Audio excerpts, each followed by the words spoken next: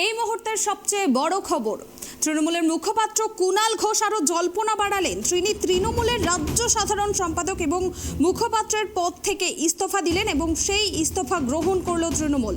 আপনাদের জানিয়ে রাখবো, তৃণমূলের রাজ্য সাধারণ সম্পাদক এবং মুখপাত্রর পদ থেকে ইস্তফা দিলেন কুণাল ঘোষ এবং সেই ইস্তফা গ্রহণ করল তৃণমূল। তবে দলবদল করছেন না বলেই কিন্তু কুণাল ঘোষ দাবি করেছেন। তার বক্তব্য, দলের সৈনিক হিসেবেই তিনি থাকছেন। কুণাল ঘোষ নিজের এক্স হ্যান্ডেলের বায়ো থেকে তৃণমূল মুখপাত্রের পরিচয় মুছে দেওয়ার পরই কিন্তু শুরু হয়েছিল এ নিয়ে জল্পনা। তারপর তৃণমূলের পদও তিনি ছাড়লেন আর সেই ইস্তফাপত্র গ্রহণ করল তৃণমূল। আমরা এই বিষয়ে বিস্তারিত জানবো। এই মুহূর্তে আমার সঙ্গে টেলিফোন লাইনে জুড়ে আছেন ট্রাইব টিভির প্রতিনিধি কলকাতা থেকে দেবযানী। তৃণমূলের মুখপাত্র কুণাল ঘোষ তিনি তৃণমূল মুখপাত্রের পদ থেকে ইস্তফা দিলেন এবং সেই ইস্তফা গ্রহণ করলো তৃণমূল। কি কারণে তিনি ইস্তফা দিলেন এই পদ থেকে? দেখো পুনামি, আমরা গত 2-3 দিন ধরে দেখছি কুণাল ঘোষ তিনি বিস্ফোরক মন্তব্য করছেন এবং শুধু তাই নয়, তিনি শুক্রবার মমতা বন্দ্যোপাধ্যায় এবং অভিষেক বন্দ্যোপাধ্যায়কে হোয়াটসঅ্যাপে তিনি বার্তা পাঠিয়েছিলেন যে তিনি মুখপাত্র এবং রাজ্য সম্পাদকের পদ থেকে ইস্তফা দিতে চান।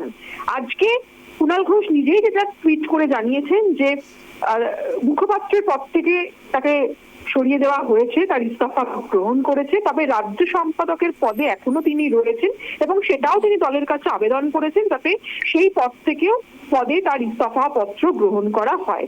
এবং যেটা এখনো পর্যন্ত এ ব্যাপারে তৃণমূলের শীর্ষ নেতৃত্ব কিন্তু এ ব্যাপারে কোনো কুণাল ঘোষকে নিয়ে কোনো রকম মুখ খোলেনি।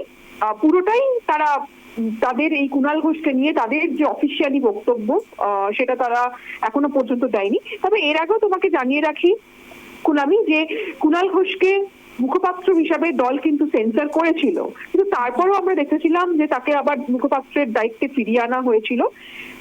এবারও তার কোনো পুনরাবৃত্তি হবে কিনা সেটা কিন্তু দল তৃণমূল কংগ্রেস তারা কিন্তু কোনো নিশ্চিত করে বলতে পারছে না। তবে তৃণমূল কংগ্রেসের বেশ কিছু নেতার সঙ্গে আমাদের কথা হয়েছে, এই কয়েকজনের বক্তব্য যে এই যে কুণাল ঘোষ যেটা প্রকাশ্যে তিনি বিস্ফোরক মন্তব্য করছেন, সুদীপ বন্দ্যোপাধ্যায় দলের বর্ষিয়ার নেতা, তিনি সাংসদ, তার বিরুদ্ধে তিনি তাকে কড়া আক্রমণ করছেন প্রকাশ্যে, সংবাদ মাধ্যমের কাছে প্রকাশ্যে তিনি বলছেন, সুদীপ বন্দ্যোপাধ্যায়ের কড়া বিরোধিতা করছেন, তাকে যাতে প্রার্থী না করা হয় এবারে লোকসভা নির্বাচনে, সে ব্যাপারে তিনি জোরালো ভাবে তিনি সোচ্চার হচ্ছেন।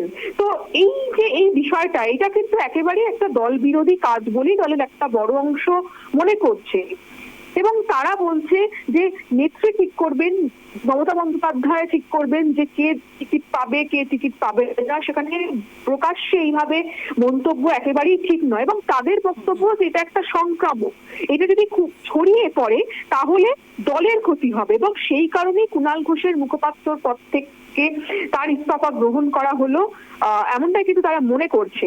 এবং তুমি জানো যে শুক্রবার কুণাল ঘোষ তার যে টুইটার হ্যান্ডেল, তার যে ফেসবুক, সেখানে তিনি তার যে পরিচয় সাংবাদিক এবং সমাজকর্মী হিসেবেই তিনি তিনি এটাও সংবাদ মাধ্যমকে বলেছেন যে তার এমন কোনো অভিসন্ধি নেই যে তিনি তার দলের কাছে গুরুত্ব বাড়াতে চাইছেন, তিনি দলের কর্মী হিসেবেই কাজ করবেন এবং আজকেও তাকে দেখা গিয়েছে যে জনগর্জন সভা, ব্রিগেডের সভার প্রস্তুতি হিসেবে তিনি একটি মিছিলও করেছেন।